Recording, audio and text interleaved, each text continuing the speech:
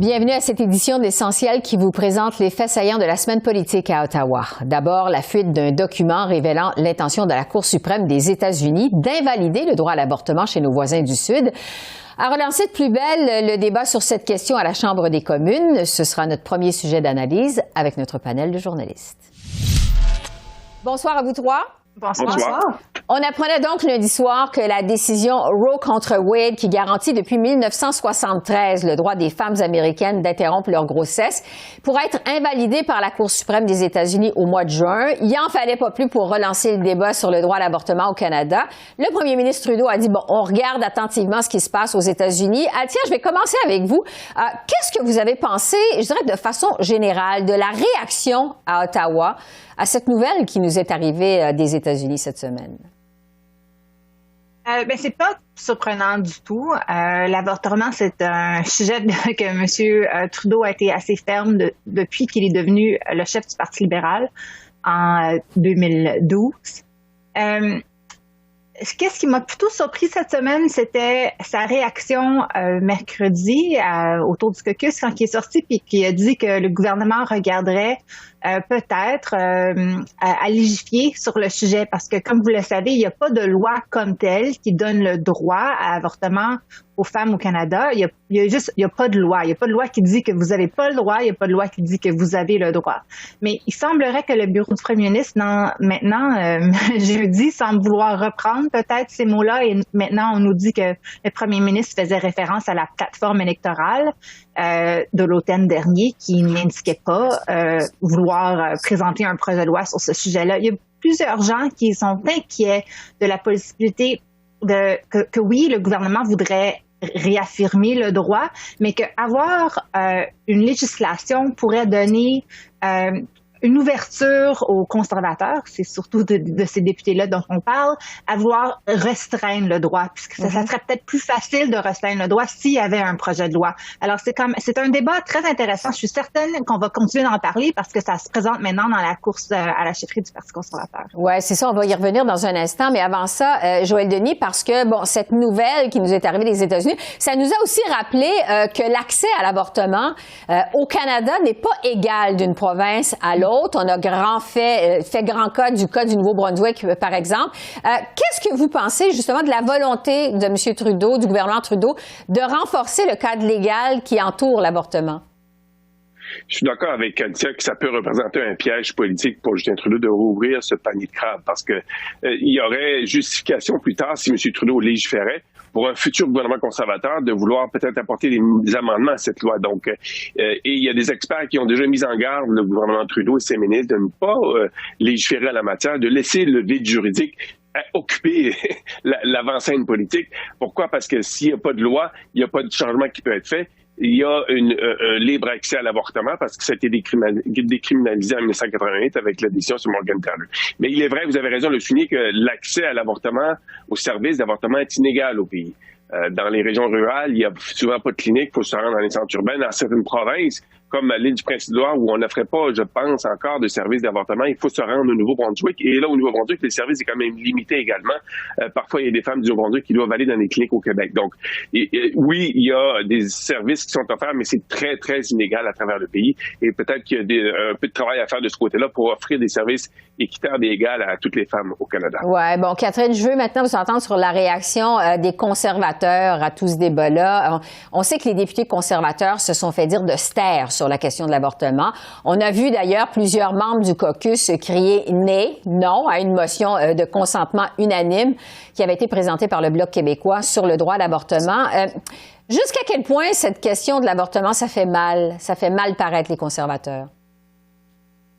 Ça les fait effectivement mal paraître et je vous dirais c'est assez intéressant parce que ça les fait mal paraître du côté des Canadiens pro-choix, mais aussi du côté des Canadiens qui sont contre l'avortement. En fait, j'ai trouvé ça assez intéressant de voir un peu le le débat sur les médias sociaux, de voir à quel point les gens critiquaient les conservateurs à gauche et à droite, là, littéralement, parce que, bon, le silence n'est jamais une bonne option. Et d'ailleurs, cet avertissement qui a été donné par Candice Bergen, qui elle-même est contre l'avortement, n'a pas été respecté, parce qu'il y a de nombreux conservateurs qui se sont prononcés finalement. Et on les connaît, on connaît leur position. On sait qu'il y a environ le tiers du caucus là, qui est ouvertement contre l'avortement ou qui voterait pour une législation finalement qui restreindrait le droit à l'avortement un peu par la porte en arrière, par exemple en interdisant les avortements sexo-sélectifs. C'est une façon de restreindre le droit à l'avortement d'une certaine façon. Donc vraiment, je pense que c'est un piège pour eux et vraiment pour en revenir aux libéraux, je crois que ça ne pouvait pas mieux tomber pour les libéraux en ce moment, je pense, d'un point de vue politique parce que l'avortement, le droit à l'avortement, ça galvanise les troupes et ça rappelle aux Canadiens qu'effectivement, il y a quand même une frange assez importante au Parti conservateur qui s'oppose à ce droit-là. Ça m'amène à vous parler justement de la course au leadership conservateur. Il y a 6 candidats dans la course. On dit que la seule qui est ouvertement pro-vie, c'est Leslyn Lewis. Althia, est-ce que la position de Pierre Poilievre est claire sur le droit à l'avortement, vous croyez? Non. Le problème pour M. Poilievre, je pense, c'est que ce sujet-là va soit ramener les gens vers Mme Lewis, qui vont peut-être pas mettre un deuxième choix, qui était probablement Pierre Poilievre, ou ils vont les amener vers M. Charest, qui a une position très pro-choix. Je dis M. Charest parce que Patrick Brown cherche des appuis dans les communautés multiculturelles. Ces communautés-là, d'habitude, sont surtout, je dirais, conservateurs sociales. C'est peut-être pas leur politique numéro 1 là, sur laquelle ils vont vraiment se prononcer, mais ils semblent être plus conservateurs social. Pour M. Poilievre, je pense que c'était intéressant de remarquer qu'il était le dernier à se prononcer cette semaine lorsque tous les autres candidats à la chefferie avaient sorti avec un énoncé. Son énoncé, c'est 2 phrases. Il ne mentionne pas le droit qui donnerait aux députés de présenter des projets de loi de l'arrière-ban qui pourraient faire changer la législation. C'était la question qui avait tracassé M. Scheer durant la campagne en 2019. Le fait qu'il disait que, oui, un gouvernement conservateur ne présenterait pas un projet de loi pour changer la loi sur l'avortement, mais qui donnerait carte blanche à ses députés d'arrière-ban de le faire. Et puis, s'il y a une majorité de députés qui sont anti-avortement, puis que le Parti conservateur est la majorité à la Chambre des communes, mais ça pourrait faire changer la loi. Alors, c'est comme une manière de contourner l'énoncé du chef, mais qui est quand même inquiétant pour plusieurs femmes. Oui. Joëlle Denis, juste pour conclure sur la course au leadership des conservateurs, bon, la liste de candidats est maintenant complétée. La saison des débats s'amorce. Qu'est-ce qui va être à surveiller à partir de maintenant?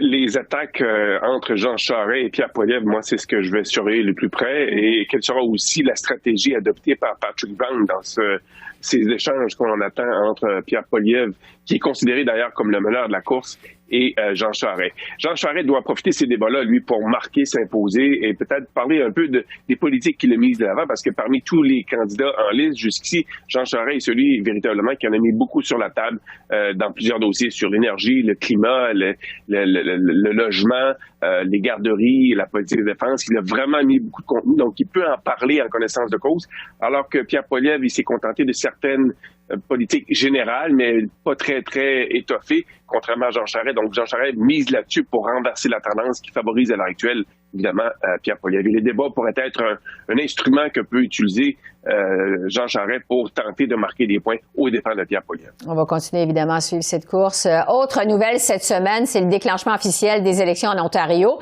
pour un scrutin, donc, le 2 juin. Catherine, on a fait grand cas de la présence de Justin Trudeau aux côtés du premier ministre Doug Ford lundi à Windsor, tout juste avant le déclenchement des élections. Est-ce qu'on doit y voir un appui tacite de Justin Trudeau à Doug Ford? Pas nécessairement. Moi, je crois que c'est bon. J'ai un peu levé les sourcils en voyant les deux hommes côte à côte, alors que l'élection était imminente. Et je pense pas que Justin Trudeau va nécessairement étendre cette faveur à François Legault le temps venu.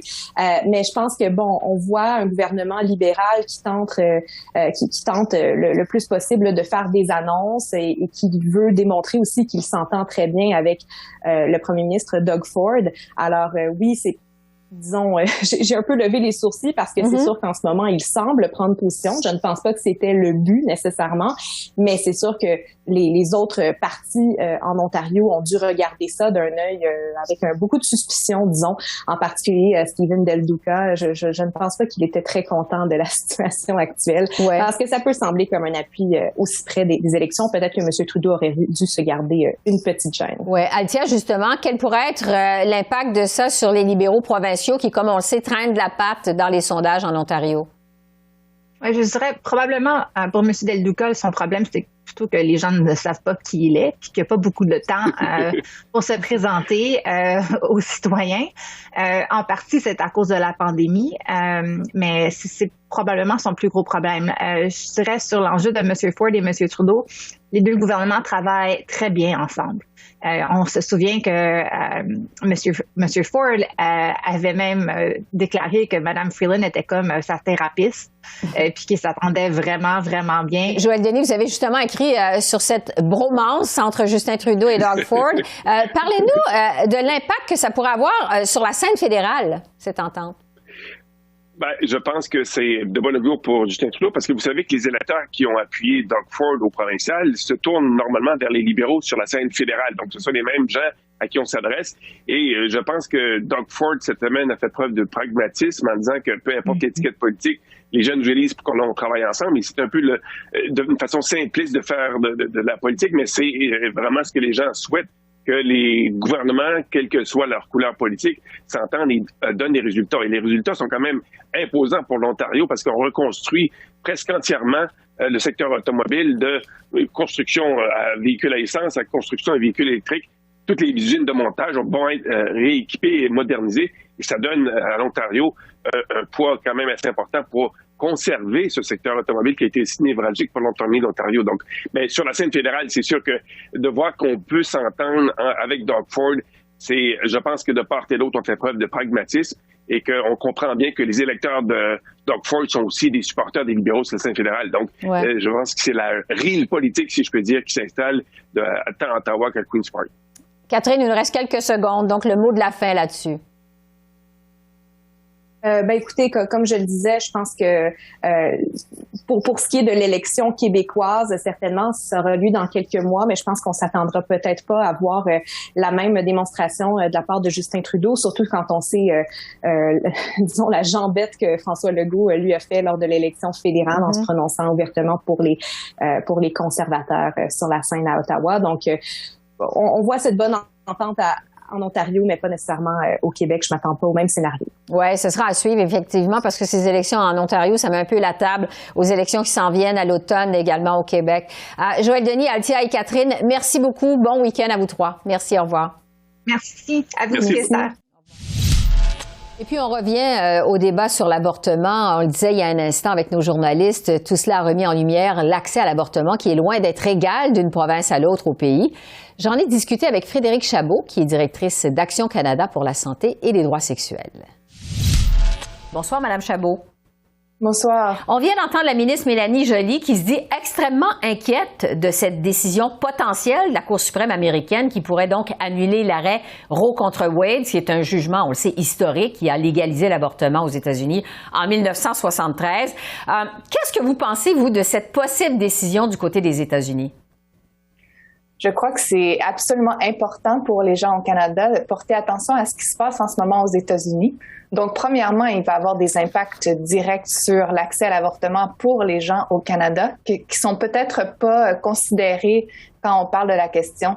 Donc, il y a des gens actuellement qui ont besoin d'aller aux États-Unis pour accéder aux soins dont ils ont besoin et qui vont voir cette possibilité-là se restreindre parce que justement, si l'arrêt Roe contre Wade est annulé, il y a une majorité des États américains qui vont qui vont interdire l'avortement entre leurs frontières. Ouais. Donc ça, c'est une des possibles difficultés. Et ensuite, c'est de continuer à s'assurer que les mouvements anti-choix au Canada ne font pas le même travail pour continuer à gruger les droits à l'avortement au Canada aussi. Bon, pour parler justement de la situation au Canada, on le sait, l'avortement est légal chez nous depuis 1988. Le contexte, on dit toujours c'est très différent de celui des États-Unis, mais quand même, il y a des politiciens à Ottawa qui sont contre l'avortement. D'ailleurs, on l'a vu cet après-midi au moment du vote sur la motion du Bloc québécois. On a entendu des députés conservateurs voter non, dire non. Bon, les conservateurs disent qu'ils veulent pas rouvrir le débat sur l'avortement, mais est-ce qu'on est à l'abri d'une possible décision comme celle de nos voisins du Sud, ici au Canada, vous pensez? Excellente question. Donc, il y a quelques années, je pense que ça aurait été impensable que l'arrêt Roe contre Wade soit annulé. Donc, faut pas non plus s'imaginer que quelque chose du genre peut arriver dans notre pays à nous aussi, malgré le fait que le contexte légal et politique est différent. Il faut se dire que l'été passé, il y a des gens sur la colline parlementaire, donc des élus qui ont voté en faveur de restrictions sur l'avortement. Donc, 25% des élus sur la colline parlementaire ont voté en faveur de restrictions pour l'avortement. Donc ça, c'est quelque chose qui se passe aussi dans notre pays, il faut se le dire. Ouais. Et comme le disait la ministre Joly tout à l'heure, il faut rien prendre pour acquis au Canada non plus. Est-ce qu'il reste en effet des défis en matière de droit à l'avortement au Canada? Vous venez de nous en parler, mais est-ce qu'il y a d'autres défis en la matière?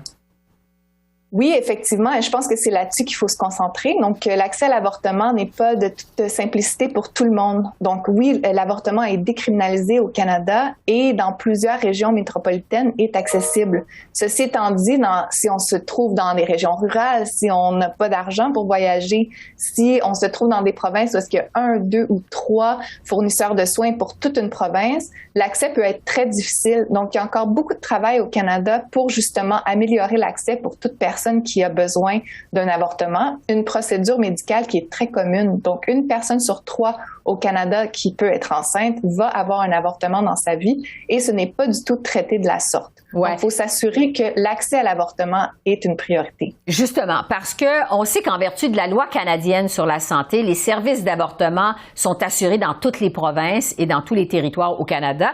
Mais malgré ça, il y a certaines provinces qui ont limité ce financement. On sait que dans certaines provinces des Maritimes, notamment, c'est très difficile d'obtenir des services d'avortement. Parlez-nous de l'impact de ça sur le terrain comme tel. Oui, effectivement. Donc, le Nouveau-Brunswick est un exemple d'une province qui a des restrictions qui ne peuvent s'expliquer que par des sentiments anti-choix qui restreignent l'accès à l'avortement aux hôpitaux, alors qu'il y a des cliniques au Nouveau-Brunswick qui offrent des services jusqu'à plus tard dans l'âge gestationnel d'une grossesse, des services qui sont nécessaires pour les gens au Nouveau-Brunswick. Donc ça veut dire qu'il y a des gens qui doivent voyager hors de la province pour accéder aux services ou encore payer de leur poche de 700 à 1000 $ pour avoir un avortement près de chez eux. Donc, ça existe encore au Canada, il faut le rappeler. Qu'est-ce qui pourrait être fait, Madame Chabot, par les différents paliers de gouvernement pour améliorer l'accès à l'avortement au Canada? Je pense effectivement qu'il y a place à leadership au provincial et au fédéral. Donc, au fédéral, vous l'avez dit, il y a la loi canadienne sur la santé qui est un outil qui peut être utilisé par le gouvernement fédéral pour s'assurer que toute personne a accès à des soins en avortement près de chez eux, dans leur communauté. Ensuite, au provincial, c'est de s'assurer que on travaille avec des élus qui ne mettront pas de restrictions supplémentaires sur l'accès à l'avortement dans la province, comme ce que l'on voit au Nouveau-Brunswick, et qui vont aussi tenter d'améliorer l'accès pour les communautés qui existent dans leur province. Donc, par exemple, en Ontario, il y a des cliniques qui doivent charger à leurs patients des frais administratifs parce que la province ne rembourse pas ces frais. Et en Ontario aussi, je veux dire, toute la région du nord de la province n'est pas couverte. C'est la même chose en Alberta, c'est la même chose dans le reste des prairies. Alors, il y a beaucoup de travail à faire ensemble, mais je pense que c'est une conversation qui est plus importante que doit-on réouvrir le débat ou non. On doit parler de l'accessibilité aux soins. Frédérique Chabot, directrice d'Action Canada pour la santé et les droits sexuels. Merci beaucoup. Merci. Merci à vous. La ministre des Affaires étrangères, Mélanie Joly, a déclaré mercredi que l'ambassadrice du Canada en Ukraine retournerait dans ce pays dès qu'il serait sécuritaire de le faire. Alors que l'opposition commune reproche au gouvernement Trudeau de ne pas en faire assez pour faciliter l'accueil des réfugiés au pays, je me suis entretenue avec la docteure Joanne Liu, ex-présidente internationale de Médecins sans frontières, qui est justement de retour d'Ukraine. Bonsoir, docteur Liu. Bonsoir. Vous avez effectué une mission en Ukraine au mois d'avril avec Médecins sans frontières. Je vous demanderai d'abord, est-ce que des équipes de Médecins sans frontières sont toujours sur place en Ukraine? Oui, il y a toujours des équipes de Médecins sans frontières. Il y a plus de 125 personnels internationaux et plus de 200 personnels ukrainiens. Et en quoi consiste leur travail? Le travail consiste sur différents, axes de travail. Le premier axe de travail est vraiment la préparation à l'afflux de blessés. Donc, on travaille surtout à la préparation des hôpitaux pour pouvoir avoir un afflux de blessés, d'avoir l'approvisionnement nécessaire pour répondre à un nombre croissant de blessés et aussi d'être capable d'être fonctionnel en cas de bombardement. Donc, on a créé aussi des urgences dans les sous-sols d'hôpitaux. Le deuxième axe, c'est sur l'accès aux soins. Et donc, on travaille à travers de cliniques mobiles auprès des populations qui sont restées derrière.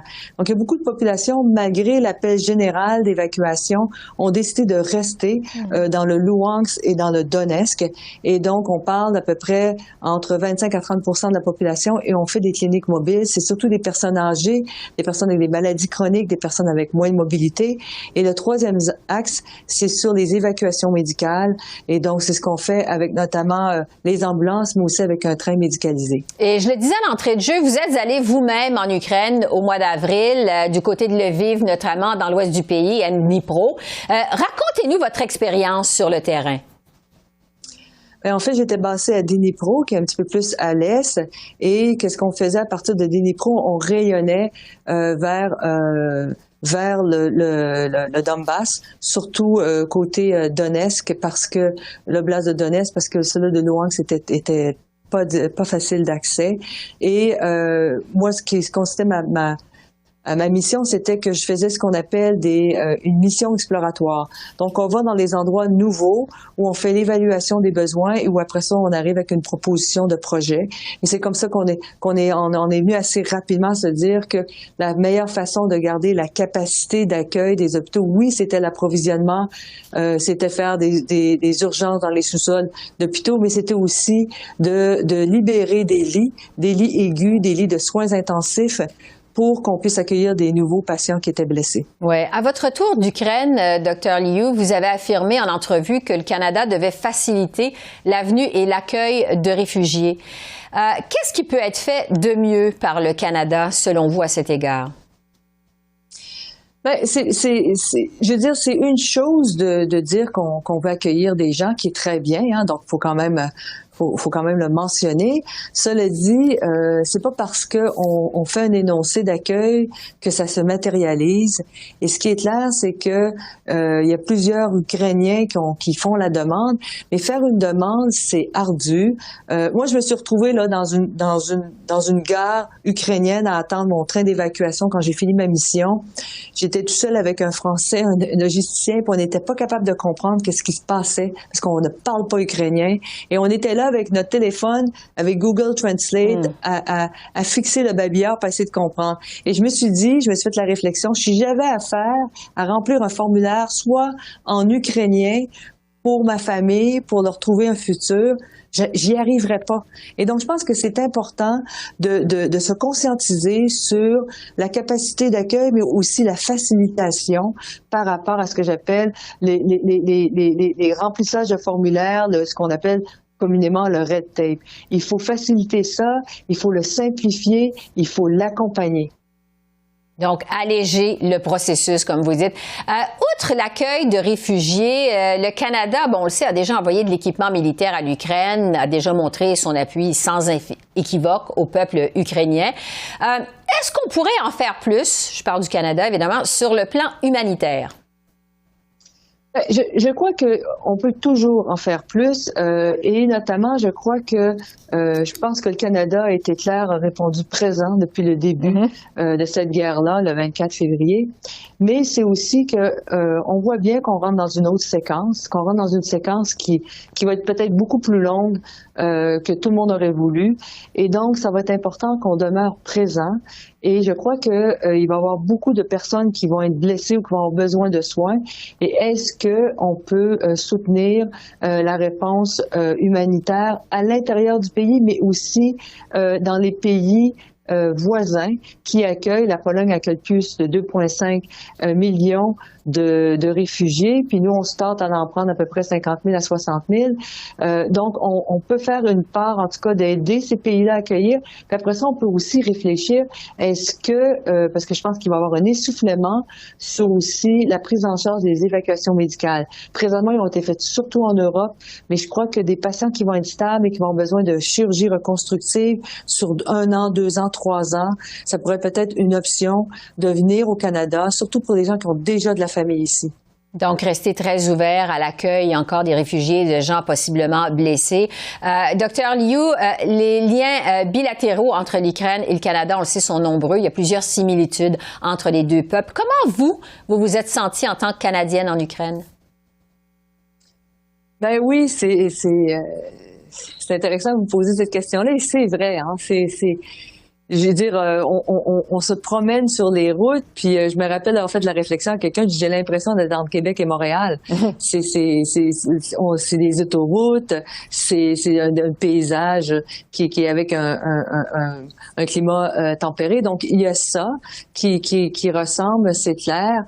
Et il y a le fait, mais surtout, je pense qui est notoire, c'est l'accueil qu'on a comme Canadiens en Ukraine. Donc moi, je pensais des points de contrôle, et puis mon chauffeur disait toujours « Hey, mais elle est canadienne! » Il disait « Passez. » Et donc, pour les Ukrainiens, le Canada est du présent. Et je pense qu'il faut s'assurer que toutes les promesses qu'on a faites vont se matérialiser. Oui, vous avez été, Dr. Liu, présidente de la Division internationale de Médecins sans frontières. Bon, vous avez une expérience de plus de 25 ans en médecine humanitaire.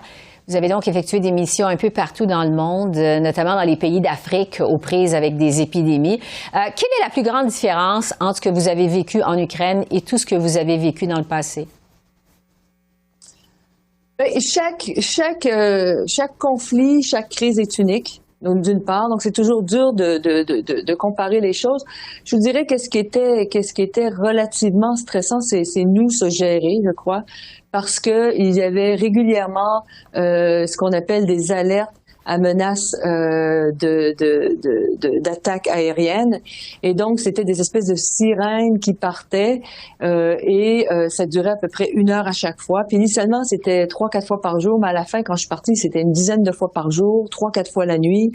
Et donc c'est gérer ce stress-là qui est présent parce qu'à chaque fois c'est l'analyse, on part dessus, on va-tu dans le bunker, on descend pas dans le sous-sol. Donc, gérer son inquiétude, demeurer vigilant aussi, sans devenir complaisant, c'est quelque chose qui était beaucoup plus présent. C'est pas parce que la menace n'est pas dans d'autres endroits, mais là on avait des alertes qui nous le rappelaient en permanence, ouais. Et on restait toujours dans un état d'hypervigilance. Il nous reste quelques secondes. À la lumière de ce que vous avez vu en Ukraine, est-ce qu'il y a un message que vous aimeriez lancer aux Canadiens aujourd'hui? Pour moi, je pense que c'est une priorité, c'est vital qu'on demeure solidaire avec les Ukrainiens et qu'on en parle. Je l'ai dit, faut pas que ça devienne un fait divers. Il ne faut pas déshumaniser cette souffrance-là, même si les Ukrainiens sont en train de mourir debout pour le reste de la planète. Docteur Joanne Liu, ex-présidente internationale de Médecins sans frontières, vous êtes aujourd'hui pédiatre. Je vous remercie beaucoup de votre témoignage. Merci.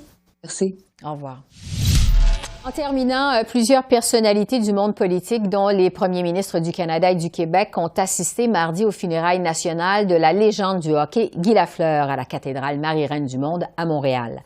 Lafleur, le meilleur pointeur de l'histoire du Canadien, est décédé le 22 avril d'un cancer du poumon à l'âge de 70 ans. Esther Bégin qui vous remercie d'être à l'antenne de CEPAC, la chaîne d'affaires publiques par câble. Je vous souhaite une excellente fin de semaine et je vous dis à bientôt.